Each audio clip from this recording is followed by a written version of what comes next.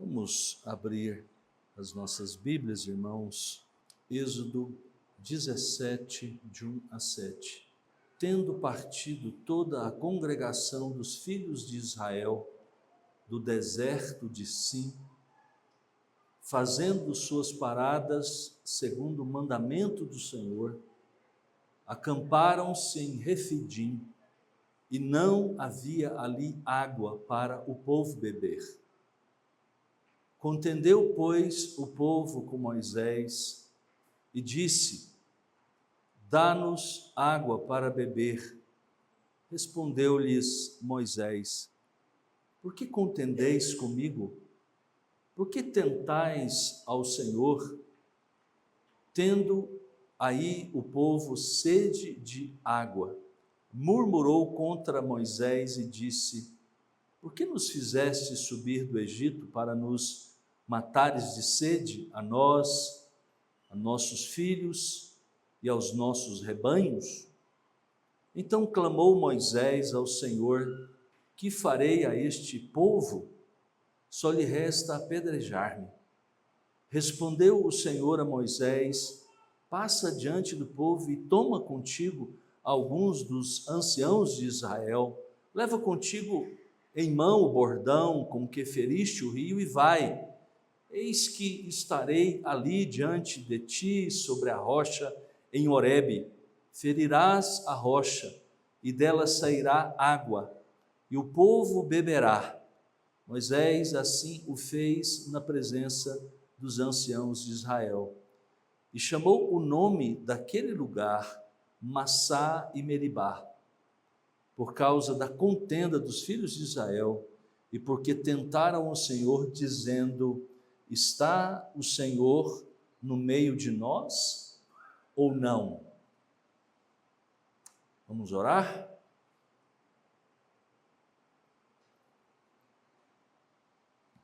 Querido Deus e Pai Celestial, somos, ó Deus, gratos a Ti por estarmos aqui mais uma vez na casa do Senhor, e a Tua palavra será exposta, e nós rogamos que o Senhor abra bem os nossos olhos, toque em nossos corações, prepare nossas almas para ouvir a Tua palavra.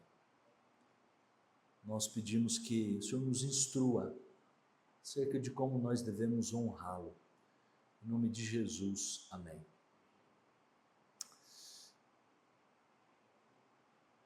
C.S. Lewis, no seu livro Deus no banco dos réus, descreve uma postura profundamente moderna e ao mesmo tempo profundamente antiga. A tendência humana de inverter os papéis da criação. O homem assume o lugar de juiz e coloca Deus no banco dos réus. Parece ter uma coisa errada nessa história, não tem não? O homem assume o lugar de juiz e coloca Deus no banco dos réus, exigindo explicações. Por quê isso é assim? Por que isso acontece desse jeito? Por que isso acontece comigo?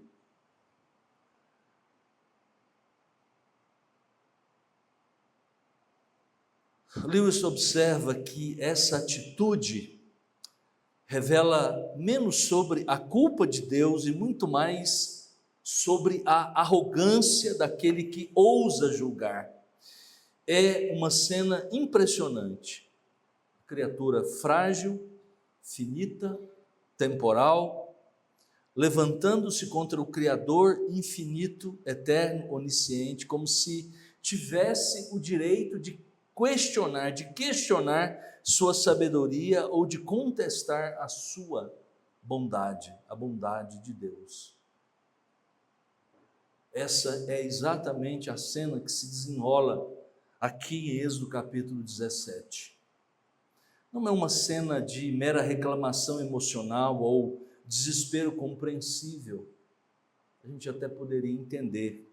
Não é. É um tribunal. Israel não apenas reclama, ele acusa. Eu vou mostrar alguns termos aqui que remetem exatamente a algo muito mais profundo do que uma mera e corriqueira reclamação qualquer. Não apenas questiona, ele julga.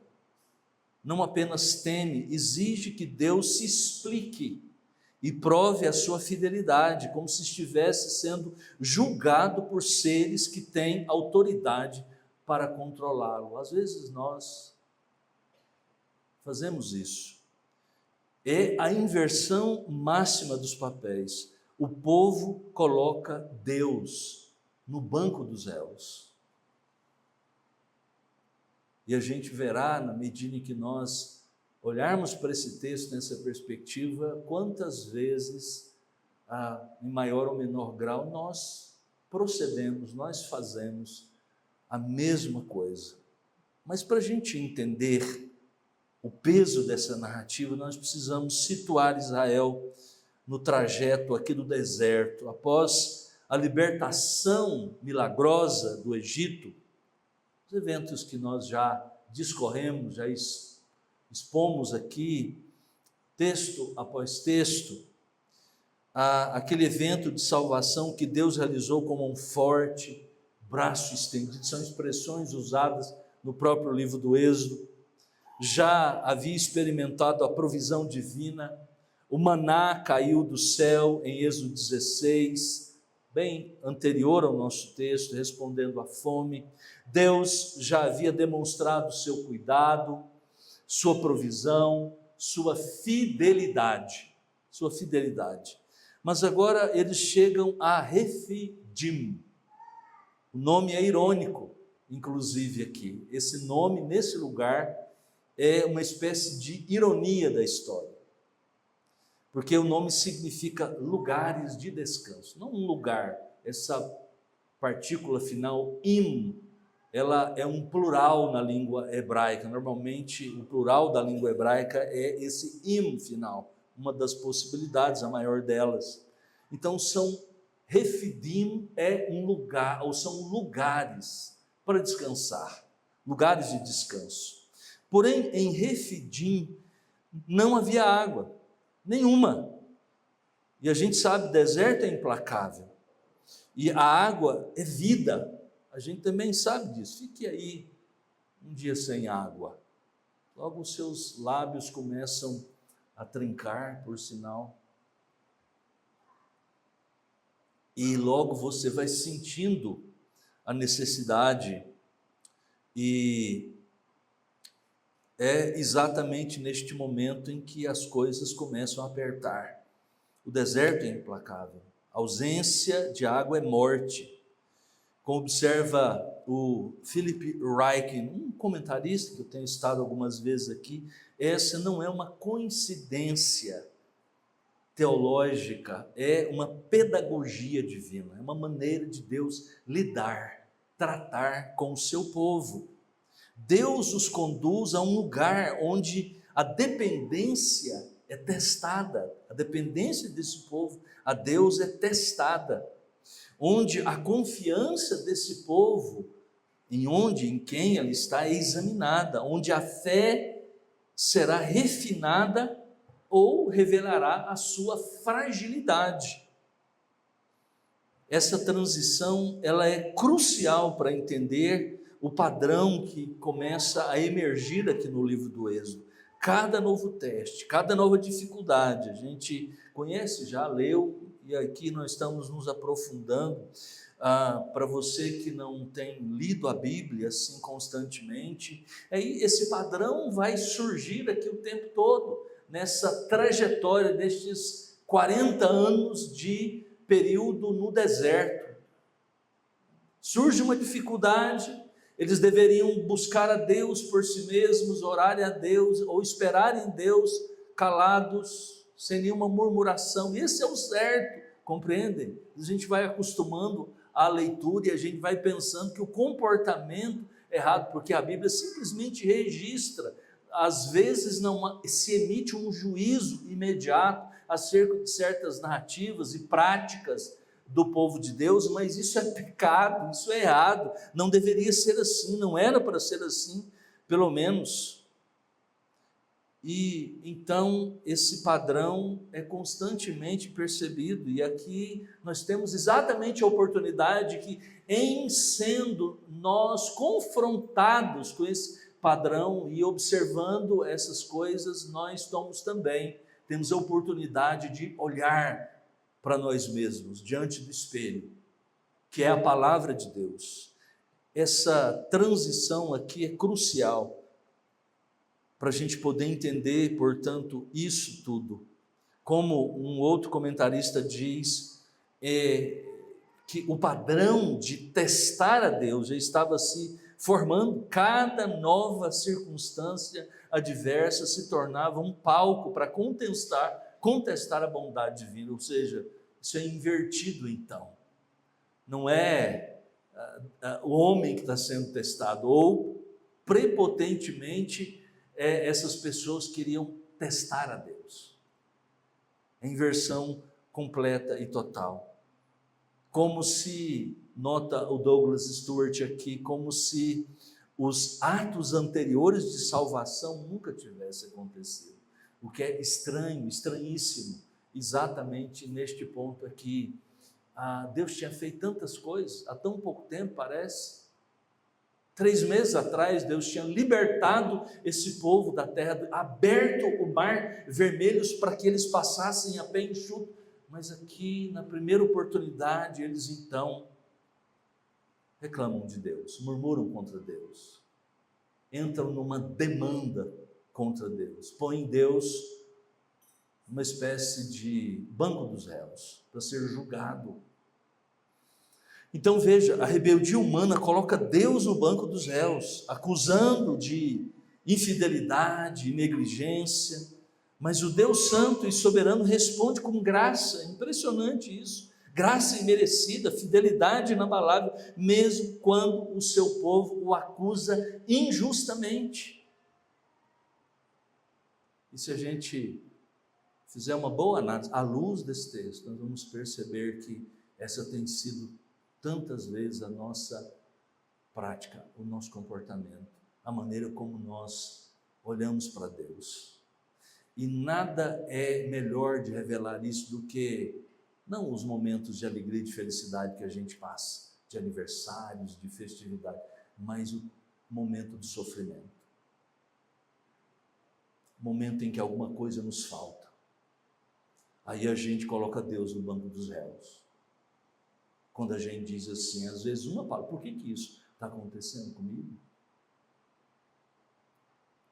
Para enxergar essa realidade com clareza, tanto a profundidade do pecado humano, quanto também a grandeza, a magnificência da graça divina, vamos acompanhar então essa narrativa em 4 movimentos. Primeiro, o problema que expõe essa crise. Segundo, a queixa do povo que revela a acusação. Terceiro, o tribunal que mostra a estrutura jurídica e rebelião do povo contra Deus. E quarto, a resposta de Deus que demonstra sua graça, apesar da murmuração. Primeiro então, vamos agora um por um destes. Veja no verso de número 1, o problema que expõe a crise. O que aconteceu? Tendo partido toda a congregação dos filhos de Israel do deserto de Sim, fazendo suas paradas segundo o mandamento do Senhor, acamparam-se em Refidim, e não havia ali água para o povo beber. A narrativa, então, aqui, como você percebe, se abre como uma simplicidade que esconde um drama teológico profundo. Não há água. Ponto final. Não tem água. E eles estão com sede. A linguagem é árida como o próprio deserto. Essa ausência não é mero acaso, note bem isso. É o lugar para o qual Deus os guiou. Como é que Deus pode me amar e me mandar para um lugar destes?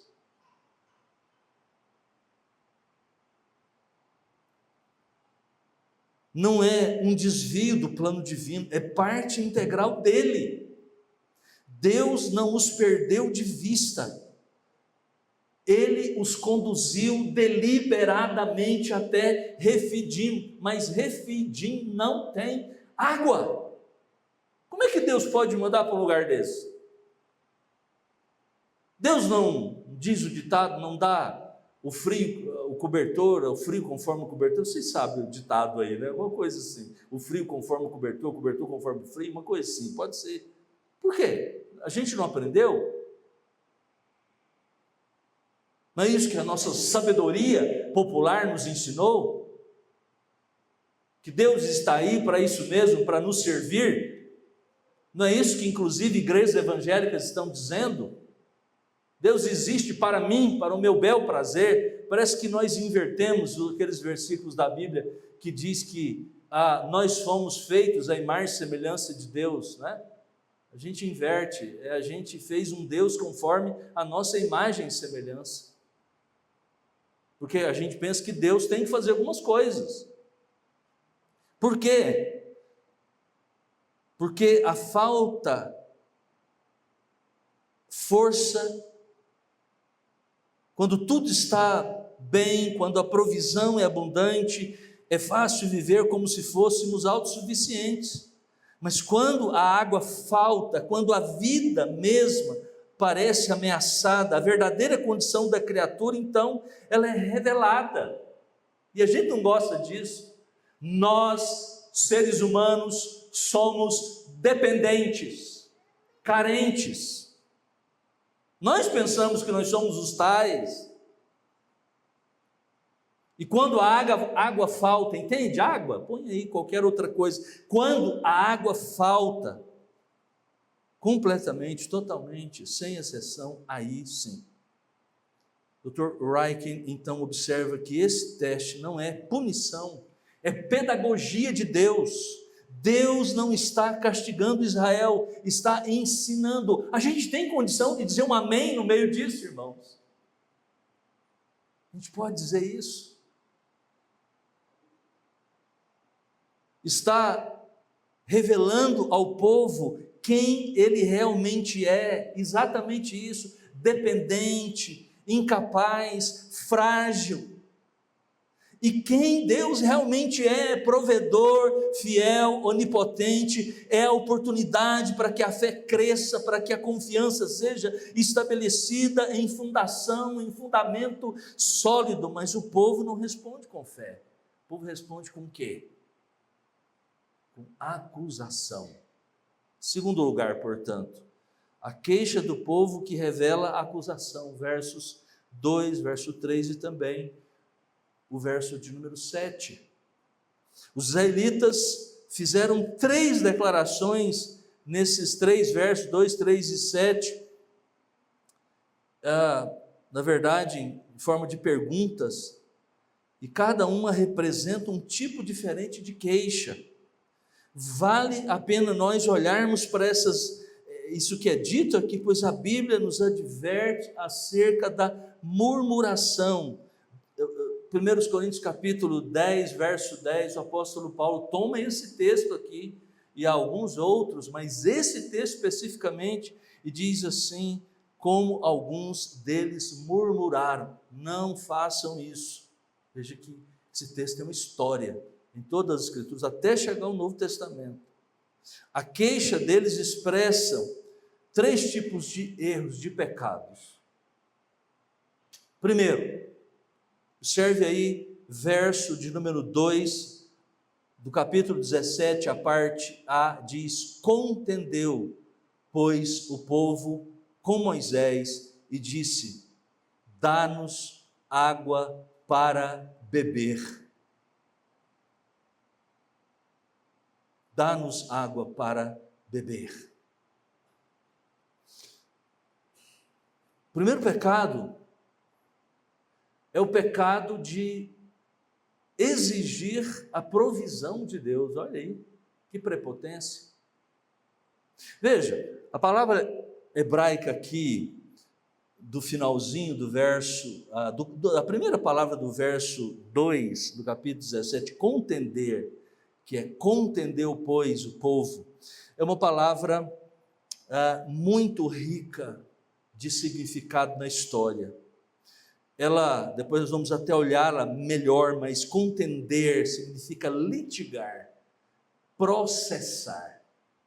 Um profeta que usa abundantemente essa palavra, porque está lidando, e aqui ela também tem esse contexto de uma aliança. Sabe, isso que estrutura a Bíblia inteira, você tem alianças desde o começo da Bíblia.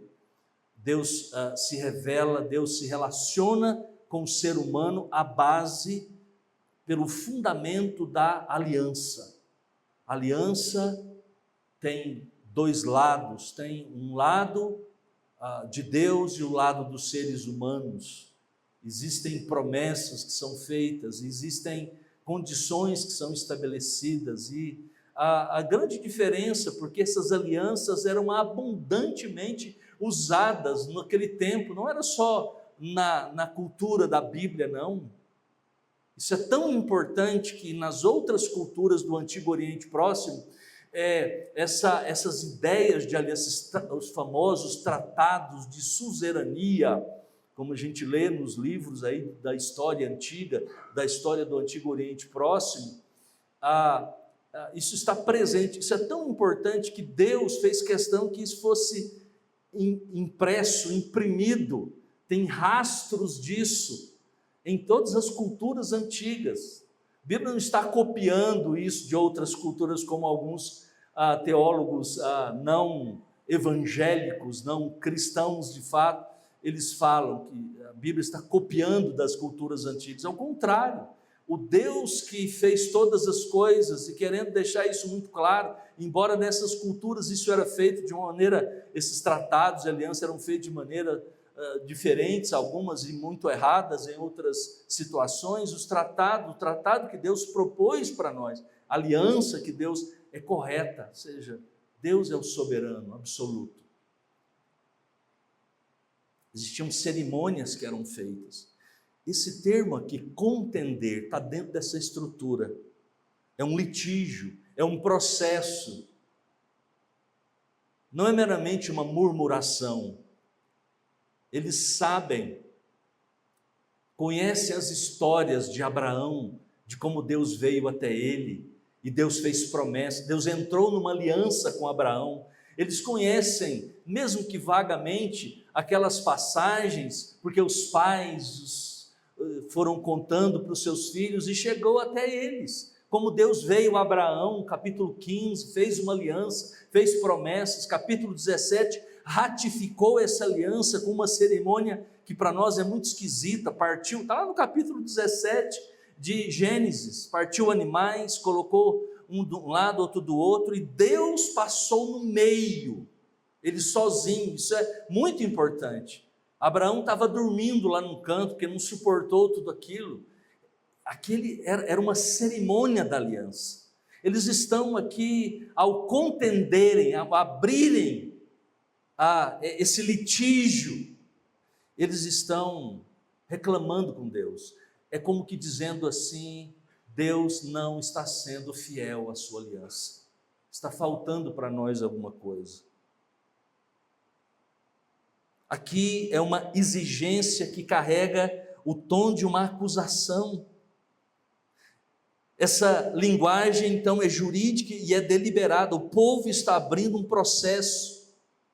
Moisés é chamado ao tribunal e, por extensão, Deus está sendo acusado. O tom aqui, note bem, não é: Moisés, temos sede, você pode nos ajudar? Não é assim. O tom é: Moisés, exigimos água. É parte do acordo, está no tratado. Você é responsável por nós, a gente não vê Deus, você é que representa Deus, então você deve nos dar. Você nos tirou do lugar em que nós tínhamos água, e agora aqui nós estamos morrendo de sede. Isso é sua culpa. Isso é uma acusação. É a criatura colocando o Criador no banco dos réus. O segundo pecado é o pecado de negar a proteção de Deus. Se o primeiro é que eles estão exigindo algo de Deus, a provisão no caso. Agora, aqui o pecado é de negar a proteção de Deus. Verso de número 3, ele diz assim: tendo aí o povo sede de água, murmurou contra Moisés e disse: por que nos fizeste subir do Egito para nos matares de sede, a nós, a nossos filhos e aos nossos rebanhos? Essa frase é chocante, irmãos. Preste atenção nela, a distorção que ela traz.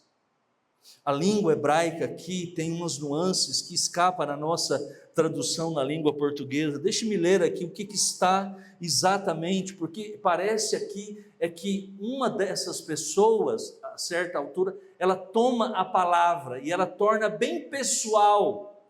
É assim que o texto diz: por que nos fizeste subir do Egito para fazer morrer a mim? Um deles, fazer morrer a mim. E ele diz: aos meus filhos e ao meu gado pela sede. Quando a gente usa o plural, a nós e nós, a coisa fica meio impessoal, mas alguém chegou com o dedo em riste na cara de Moisés e diz: olha ali o meu bebê, o meu filho, ele vai morrer. O meu gado, as minhas propriedades, eu estou perdendo tudo.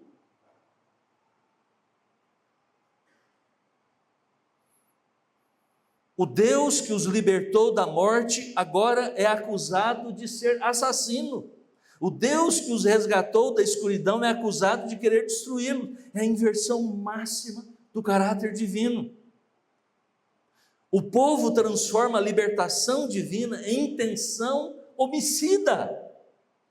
Eles reinterpretam toda a história de salvação à luz de uma circunstância presente. É por isso que isso é tão terrível, porque é isso que nós fazemos. Quando surgem as dificuldades, nós reinterpretamos, nós interpretamos do nosso jeito toda a nossa relação com Deus à luz de uma circunstância qualquer. Porque não a água agora concluem que Deus nunca os amou, que sua libertação foi apenas um ardil, porque eu peguei uma doença, algo terrível, que seja até muito sério, então Deus não me ama. Por que isso aconteceu comigo? Compreende?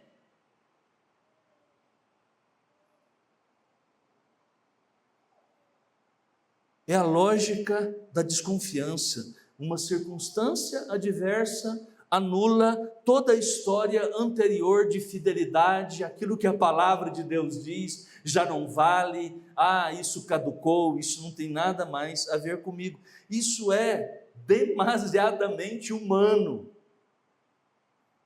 Quantas vezes fazemos o mesmo? Uma dificuldade presente nos faz questionar toda a bondade de Deus que experimentamos no passado. Uma circunstância adversa nos leva a concluir que Deus nunca nos amou, que Deus nunca me amou, sua proteção foi ilusória, que sua intenção sempre foi o nosso mal.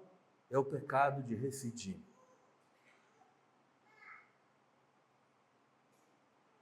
Terceira característica dessa queixa, que demonstra mais um pecado, é o pecado de duvidar da presença de Deus. Verso número 7, último verso, diz: e chamou o nome daquele lugar Massá e Meribá, por causa da contenda dos filhos de Israel, e porque tentaram ao Senhor, dizendo: está o Senhor no meio de nós ou não? Essa é a raiz de tudo, irmãos.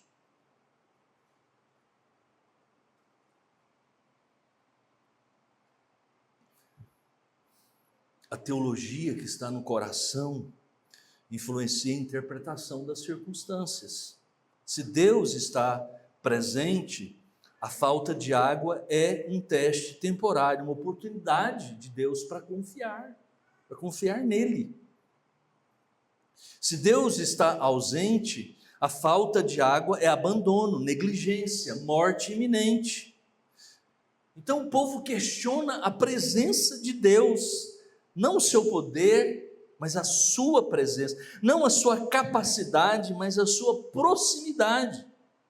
Esta é a dúvida que alimenta todas as outras rebeliões. Se Deus estivesse realmente aqui, pensam eles, isso não estaria acontecendo. Se Deus realmente se importasse conosco, se realmente estivesse conosco, nós teríamos água. Portanto, Deus não está aqui. Portanto, Deus não se importa. Portanto, nós estamos sozinhos. Vamos fazer a nossa história. Então, nós vimos o problema, nós vimos a queixa, e agora, em terceiro lugar, o tribunal que mostra a estrutura da rebelião. Toda essa narrativa vibra com essa linguagem judicial, contenciosa, jurídica. Não é acidental. A estrutura do texto revela uma cena de tribunal. Primeiro vimos a palavra contender, que é litigar. Essa palavra aparece no verso 2, depois aparece no verso 7. A expressão Massá e Meribá são teste e contenda, ou lugar do teste ou lugar da contenda, Massá e Meribá.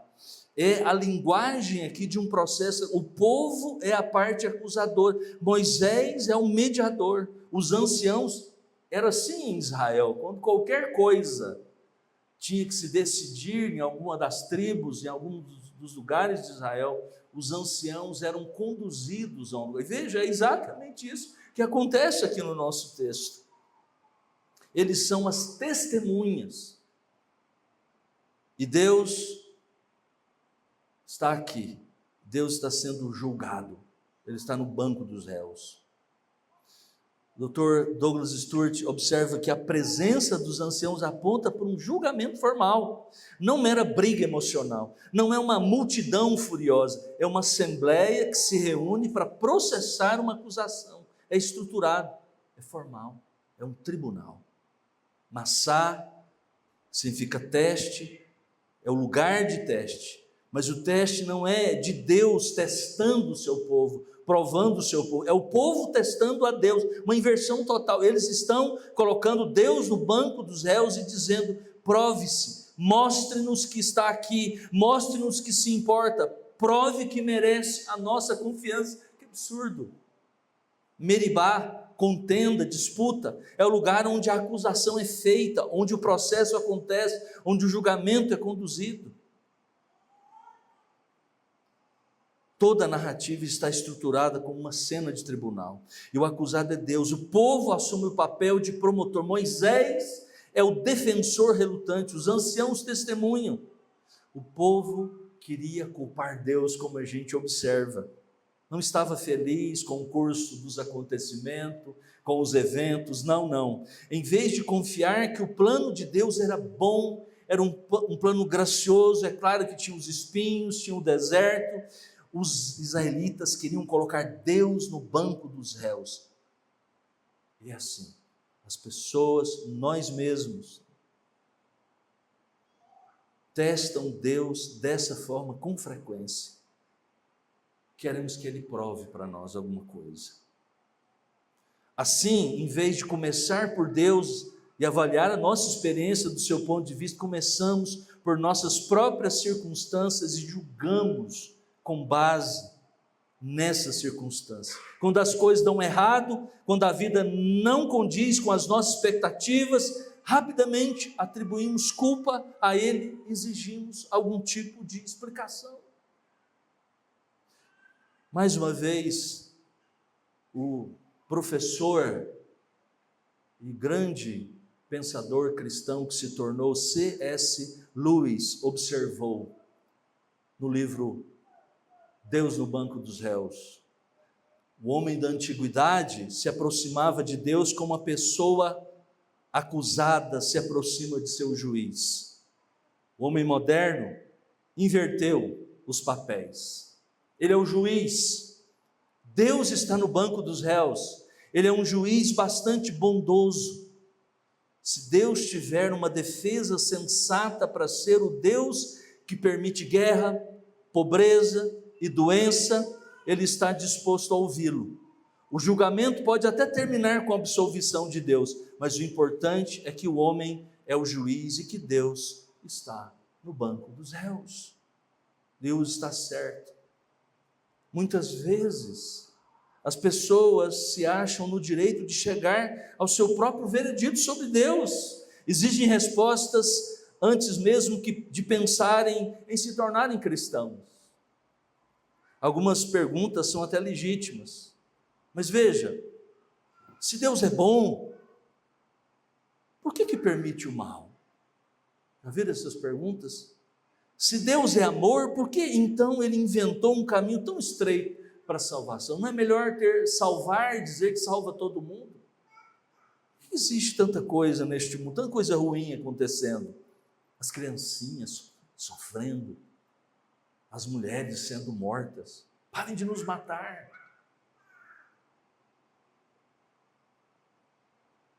Para reconhecer como é errado colocar Deus no banco dos réus, lembre-se de que esta foi a estratégia, irmãos, de Satanás. Estão lembrados das tentações? Capítulo 4 de Lucas, capítulo 4 de Mateus. Essa foi a estratégia de Satanás. Quando o diabo tentou Jesus no deserto, ele tentou fazer com que Jesus provasse a si mesmo.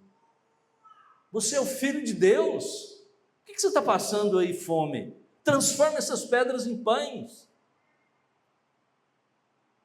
Olha a glória deste mundo. Por que você precisa de passar por tanto sofrimento? Você é o Filho de Deus. Aquela expressão lá, se és Filho de Deus, na verdade é ter uma força um pouco diferente.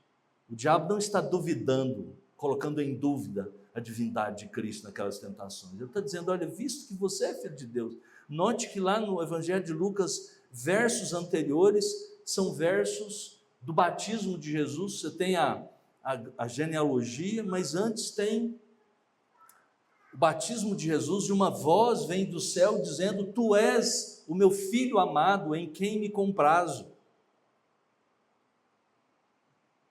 Nunca foi tentação para Jesus, questionar a sua identidade. Ele sabia muito bem quem ele era. Quarto e último lugar,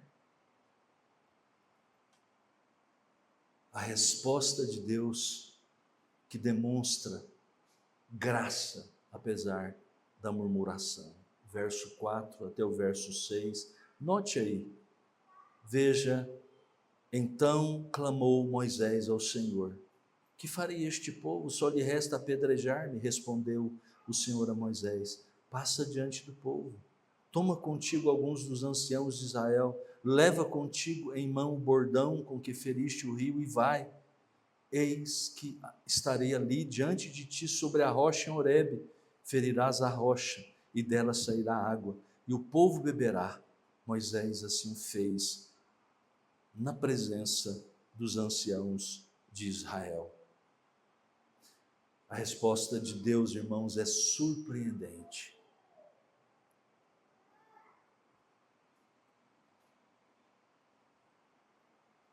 É surpreendente porque não é uma resposta que corresponde exatamente ao que eles mereciam. É aquilo que o Salmo 103 nos diz, ele não nos trata segundo as nossas iniquidades, não nos trata, ele é misericordioso, ele é gracioso, ele é bondoso. O texto diz, no verso 4, que Moisés teme ser apedrejado. Uma ironia impressionante isso aqui. O povo quer matar o mediador enquanto acusa Deus de querer matá-los. Mas Deus não responde com ira, Deus responde com instrução, porque esse é o seu propósito. Ele é o povo de Deus, não vai destruir esse povo. Deus ordena que Moisés leve os anciãos, as testemunhas do tribunal, e que vá à rocha em Horebe, leve o cajado, aquele mesmo cajado que feriu o Nilo em julgamento, agora será usado de forma diferente, não para julgamento, mas para uma demonstração maravilhosa da graça de Deus. Eis que estarei ali diante de ti sobre a rocha em Horebe. A linguagem aqui na língua original é muito significativa, porque estar diante de ti é linguagem de submissão a julgamento. Deus impressionantemente se coloca diante de Moisés e por extensão diante do povo, como se estivesse sendo julgado, como se estivesse se submetendo a um veredito. Dr. Ryken observa de maneira profunda: é Deus que vai ao banco dos réus, é Ele quem se deixa ferir. Moisés deve ferir a rocha, e da rachadura jorra água, provisão, graça, misericórdia flui daquele ato. Deus não somente oferece água, Ele se permite ser simbolicamente atingido, assumindo o golpe que o povo merecia. Meus irmãos, esse é o Evangelho em figura. A rocha é ferida para que o povo viva, a rocha sofre para que o povo seja salvo da morte. E o texto diz que os anciãos testemunham tudo isso. Eles veem o julgamento, eles veem Deus sendo acusado, eles veem Deus respondendo não com condenação, mas com graça, com misericórdia, com bondade. Eles veem a rocha ser ferida e a água fluir da rocha. É uma lição de teologia muito clara, como do homem coloca Deus no banco dos réus. Deus ainda nesse tempo, no tempo em que o evangelho do reino está sendo pregado, responde com graça, com misericórdia. Ele dá mais um tempo, dá mais uma oportunidade. Esse é o nosso Deus, a fim de que todos ouçam o evangelho máximo e os eleitos de Deus sejam encaminhados para o redil de nosso Senhor Jesus Cristo. O apóstolo Paulo, para não dizer que essas ligações, essa ligação seja artificial, veja na sua Bíblia, abra sua Bíblia em 1 Coríntios capítulo de número 10, o texto que já citei, agora vamos lê-lo. Capítulo de número 10, 1 Coríntios, lá no Novo Testamento. Vou começar do verso 1, mas eu quero o verso 3 e o 4. Ora, irmãos, não quero que ignoreis que nossos pais estiveram todos sob a nuvem e todos passaram pelo mar, tendo sido batizados assim na nuvem como no mar, com respeito a Moisés. Todos eles comeram de um só manjar espiritual e beberam da mesma fonte espiritual, porque bebiam de uma pedra espiritual que os seguia. E a pedra, quem era? Era Cristo. A interpretação rabínica não está na Bíblia, são os rabinos ali do tempo anterior até a escrita dos evangelhos. Muito provavelmente Paulo esteja seguindo, às vezes, alguma passagem aqui e acolá. Essas interpretações são usadas porque elas estavam de fato corretas. Talvez Paulo esteja seguindo a ideia, quando ele diz, e a pedra era Cristo. Eles entendiam que uma espécie de pedra mesmo, que era uma representação de Cristo, estava presente em todo esse tempo no deserto. Por isso Paulo diz, e a pedra era Cristo. Talvez seja uma linguagem parecida, talvez não com esse teor. E a rocha, a pedra era Cristo. Isso, irmãos, não é uma alegoria superficial, é tipologia inspirada pelo Espírito Santo. A rocha ferida em Refidim aponta para a cruz, onde o golpe da justiça divina caiu sobre o Filho de Deus, ao ponto de que ele próprio disse, Deus meu, por que me desamparaste? ele estava sendo ferido. A justiça de Deus, toda a ira, todo o desprazer de Deus contra o pecado caiu sobre o seu Filho amado naquela cruz do Calvário, em todo o seu sofrimento. Na verdade, não só ali, durante os seus 33 anos de vida sobre a face da terra, foi tempos de sofrimento para aquele que é o Rei do Universo e que se encarnou. Mas é claro, a dor excruciante, a dor mais terrível foi na cruz, naquelas horas em que ele estava não só sofrendo um sofrimento comum, qual nós sofremos, da dor de um prego numa mão, não, era a dor também de receber a punição em seu corpo e em sua alma dos nossos próprios pecados. Imagine os pecados de todos os eleitos de Deus, de todas as eras, caindo sobre a alma do Filho de Deus, e ele carregando, foram gotas de sangue suadas. Foi a dor do inferno que ele carregou por mim e por você, por todos os eleitos de Deus de todas as eras. A rocha é atingida, Cristo é ferido por nós, a rocha sofre o golpe, Cristo sofre castigo que merecemos. Da rocha, mais ainda, brota água, de Cristo brota a vida eterna. Lembra o que saiu de Cristo quando um soldado, verificando se Jesus havia morrido, ele feriu o lado de Cristo, saiu sangue e água. Isso é uma lembrança, meus irmãos, é um tipo exatamente ou essas coisas que aconteceram antes são tipos dessa realidade histórica que vivenciada por Cristo Jesus, para dizer, para mostrar que de fato Ele é a água da vida. O povo sobrevive, o povo não foi fulminado lá naquele tempo por causa dos seus pecados, pela ira de Deus, por causa da rocha que foi ferida. Da mesma forma que os nossos pecados não são e não serão punidos em nós mesmos, mesmo merecendo cada uma dessa ira de Deus, cada ato de ira de Deus, nós não recebemos, porque a rocha foi ferida, porque Cristo se pôs entre nós e Deus, Ele é o mediador, Ele é o sumo sacerdote, que até hoje está diante de Deus e ora, intercede por nós, apresenta cada momento de dor durante a sua vida, a sua morte, substitutiva por nós. Nossa salvação depende dos ferimentos de Cristo, do ferimento que Ele recebeu, do golpe.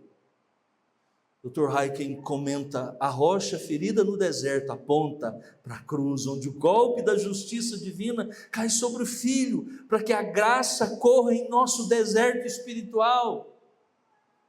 É a consumação da história da salvação.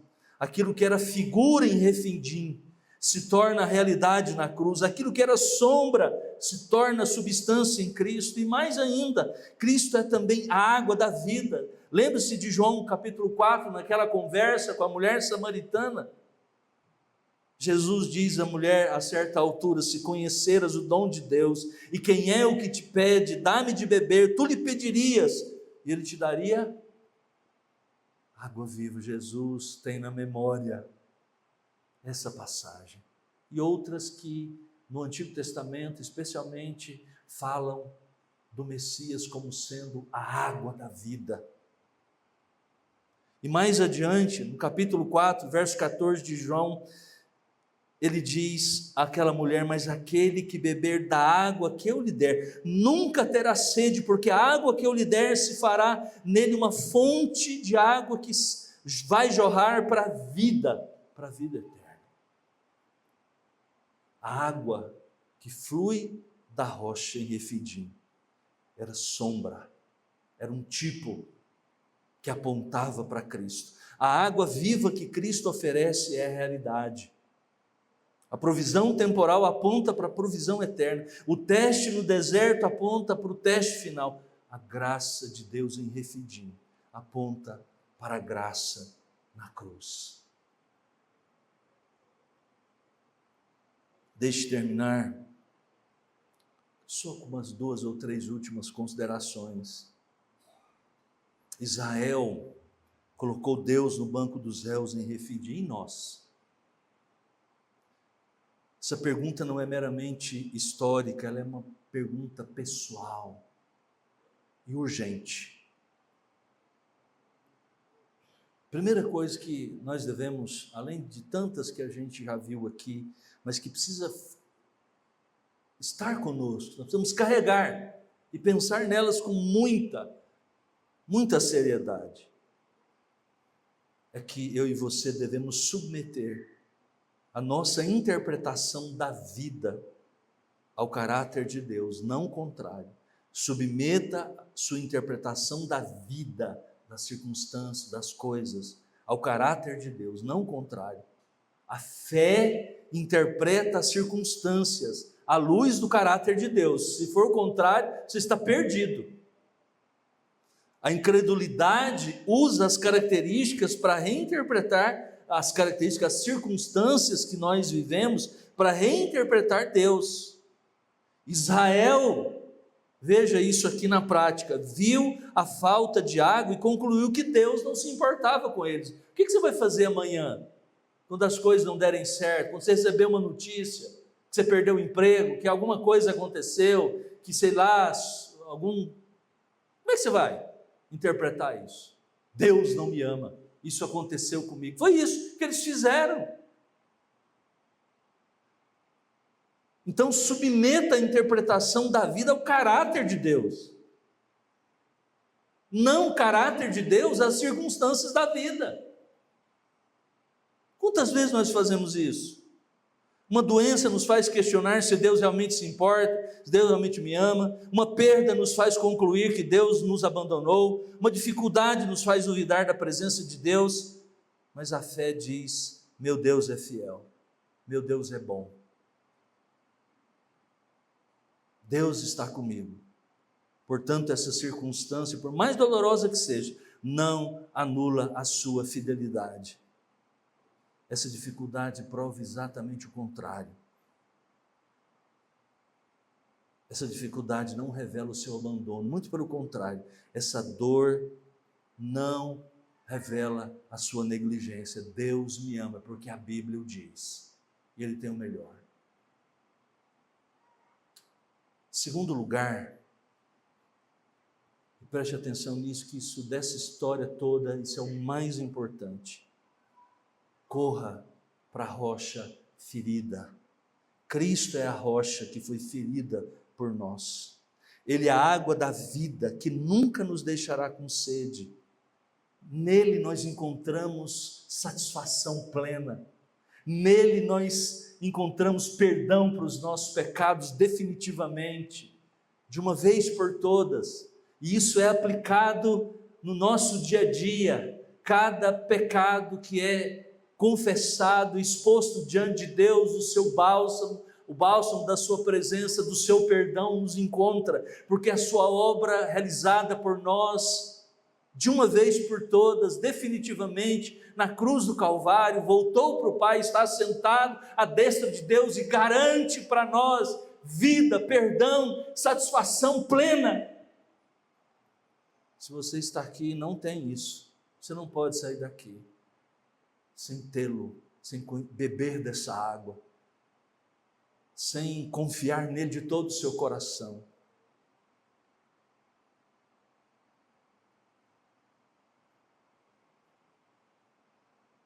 Quando você coloca Deus no banco dos réus, a resposta não é condenação.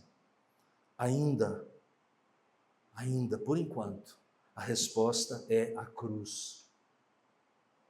Onde estava Deus quando aconteceu o Holocausto? Aquele monte de nazistas mataram. Onde está Deus quando essas nas guerras estão acontecendo? Deus está no mesmo lugar, na cruz, chamando as pessoas ao arrependimento. Ainda dá tempo. A resposta é a cruz, a resposta é Cristo ferido, sangrando, morrendo, não porque você merece, mas porque Deus o ama. A resposta é a graça que flui da rocha ferida, oferecida livremente, sem merecimento, sem condição, sem preço. E terceiro e último lugar, viva em dependência humilde. O teste de Refidim não terminou com água, o teste continua. Cada novo dia é um novo dia de Refidim para nós. Cada nova dificuldade é uma nova oportunidade de confiar, ou, se quiser, de desconfiar de Deus. Cada nova circunstância adversa é um novo tribunal onde você pode colocar Deus no banco dos réus, ou você pode, de fato, reconhecer a sua soberania, o seu poder. Saiba disso, a vida cristã não é uma progressão para a independência de Deus, é uma progressão para cada vez mais sermos dependentes de Deus, de reconhecermos que nós precisamos nos curvar diante dele humildemente e reconhecer a sua voz, a sua palavra, e reconhecer que ele tem o melhor para nós, reconhecer que você não pode viver sem Deus, que não pode sequer respirar sem ele, que você não pode pensar em existir sem ele. Essa graça ou essa dependência, ela não é humilhante, irmãos. Pode parecer para uns arrogantes desses séculos. Não é. Ela é libertadora, porque nos liberta da ansiedade. Tem tanta gente morrendo de ansiedade, porque não, nós temos um Deus que diz: vive, beba da água. Feche seus olhos, vamos orar.